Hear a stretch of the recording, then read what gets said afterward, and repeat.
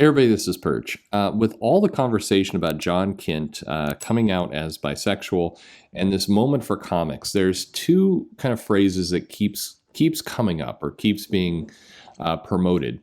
One is the idea that Tom Taylor himself put out, which said, if we had the chance to basically have a new Superman, because the old Superman or Kal-El version of Superman is off in space on a mission. Presumably, how long will this mission take? It will take as long as the sales need it to take. So, if things go south and it's discovered that we need Kal-El back on Earth because that's going to boost the sales, or if Warner Media decides that another Superman movie is coming and it says Kal-El in it, then he'll quickly find his way back to Earth. Is the answer there? That's not even being cynical. That's just how it goes. But anyway, the idea that if we're having a new Superman, says Taylor, then we didn't want to waste the opportunity.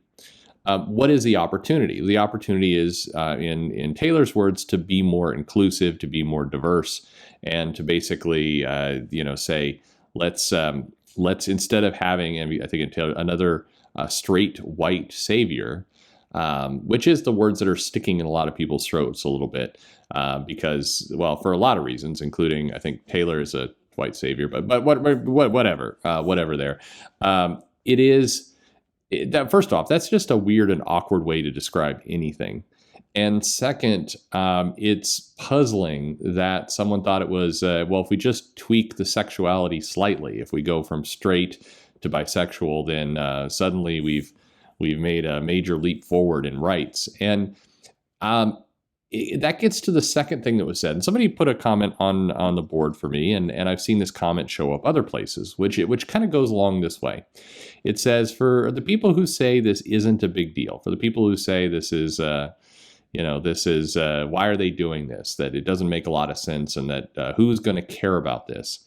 Well, those people are talking about it from the perspective of a, 30, 40-year-old dude, I don't know, again, why the gender matters there, but 30, 40-year-old person they're basically, it's not for them. It's for the young, queer coming out, geek who might look on this representation and feel supported by it. And that's usually the example that's given to these things. It was given for certainly bringing out Iceman and bringing out others, that this will help young people, young queer, I don't want to say kids, but teens, if you will, or young geeks who are trying to find the courage to come out and to find their place in the world. And this will give them a bit of an inspiration to show them that they're not alone. So I want to examine that, because it's one of those things where on the surface, I think certainly everybody, it's helpful if you feel you have support. I think it's reasonable for everybody to want support and to get support. I don't think there's anything wrong with that. In fact, to the contrary, I think that we live in an increasingly isolated age where people are more connected to digital devices and less, actual human beings more than ever. And this is a case where, there does need to be more support. There does need to be more encouragement. There does need to be more templates, more examples, more people that can lean on, more support. I think that's a good thing. And I think if, despite, what you see on Twitter and other places, if you are young and you are, queer, then you are still very much a minority, in the sense that, as there's one of you to 20 of everybody else, or more. You're not the majority, and finding those friends is tough. If you're going through, kind of your teen years, finding yourself, it's hard enough just, with the old traditional straight model, let alone kind of some of these other things kids are wrestling with. I think that is a definite, we definitely need help. Where I question it is, do comic books provide that help? And this is where I think everybody is playing a little bit of a game of, well, of course they do, but maybe they don't. I love comics. Obviously, I've read comics my entire life. They've entertained me for many years. They've given me stories. They've given me ideas and imagination and all kinds of things. I think comic books are wonderful, and I think they do a lot to help us grow. I think they do a lot to teach us to read and to imagine and come up with stories. But comic books, particularly ones from Marvel and DC, are corporate products. They are sold at a high price. They are built to be kind of mass produced. Comic books from Marvel and DC can have deep stories, and there's a lot of writers who work their hardest to come up with something entertaining for people. But are they meant to be a good tool for somebody who is coming out or somebody who's wrestling with their identity? Probably not. I think that this is a bit of a fallacy that the industry and people who work within it have promoted to give their work more importance, perhaps because they're not confident in the fact that they're creating wonderful things just by being in comics. You don't need to change the world. You don't need to be an inspiration for a young teen coming out to have your work have meaning. Your work has meaning because people are reading and enjoying it and loving it. That's the important thing. That's what that's what comics do, and it doesn't need to be more than that. I think the other part of it, where I kind of refute this, is as we talked about in one of the videos, and I think this is a fact where I've brought it up to people and nobody's ever been able to give me a good answer, which is to say this: if you bring out Iceman and you have a special coming out, story, which I think I don't know. I have not yet met in person a gay or queer individual who thought that the coming out of Iceman, where Jean Grey basically pulled it out of his mind, was a good thing, or was a not helpful. I guess is the way to put it. Awkward is other words I've used. They had Iceman come out. It got a lot of news coverage in places like The Atlantic and USA Today and the New York Times, and other places did pick up on it. But the kind of people who are coming out, people who are struggling in their identity, probably are not reading USA Today or The Atlantic or the Times. And would seeing that news be beneficial coming from The Atlantic? I'm not seeing it. And then if this was a character that you said, wow, this is cool, here's a character like me in the comics, what does it say when the character gets a very short run of comics, is canceled, and then disappears? Today, Iceman will barely show up in the background of a panel every now and then in Marauders or one of the other X books, but has had no real story. Marvel and DC have put out their Pride book, and nice for them to do that, but the Pride book contains a bunch of very short, almost meaningless. They're very surface level, 6-page stories of people sharing lunch together or going out on a walk, or they fight a villain and then the villain says, I didn't realize you were gay, and they bond over that, and then they go off to have coffee or something. I mean, it's like a peek into a world. And if you are coming out, if this is, you are struggling with how you're represented and how you're feeling, what is this really doing for you? And I'm listening. I'll use a classic Twitter language. I'm here ready to listen and learn. But when I've talked to people about this at cons, when I've talked to people online, when I've had people send me mail, what they will say is, hey, I gravitate a lot more to a book like, say, Saga, where you have a character who is queer and doesn't just disappear after an issue. That's not the best example, given that Saga went on a 3.5-year hiatus, but you catch my drift. It's not just getting canceled and vanished. That a lot of people who are looking for representation in comics are going to the indie books because either they're told a complete story that actually focuses on that character from start to finish, or the series keeps going and they're able to kind of invest every month into the journey of this character. If you too much of Marvel and DC, I'm sorry, including this John Kent business, and I think part of what makes the John Kent thing overly cynical is that you had a coming out of Tim Drake 3 weeks ago, and there's no mention of this character. It's disappeared. We're going to get a few more stories from him in coming up months as a back up, one of the stories in what the Batman Urban Legends book, um, it feels very cynical to put out one of these things and then do a bunch of press.